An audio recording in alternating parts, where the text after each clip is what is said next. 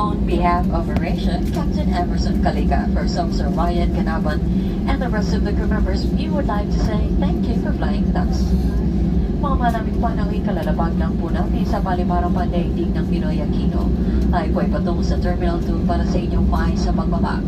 Ang oras po ay na 20 minuto makalipas ang ikalabi, isa ng umaga.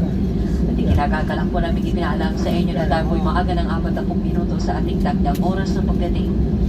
Para sa inyong kaligtasan, manatili nakaupo hanggang ang aeroplano ay hindi pagarap na nagahinto at kayo ay nabigyan na ng paintulot na bumaba.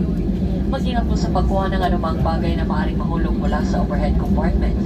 Bago po kayo bumaba, tiyaging na sa inyo na po ang lahat ng inyong kakapitan. Isang karangalan ang kayo mapagsintihan at inaasahan namin na muli na magkikita sa inyong mga susunod na paglalakbay. Sa ngalan ng AirAsia, ni Kapitan Emerson Calica, unang komisyon Ryan Ganaban at lahat ng aming mga kasama.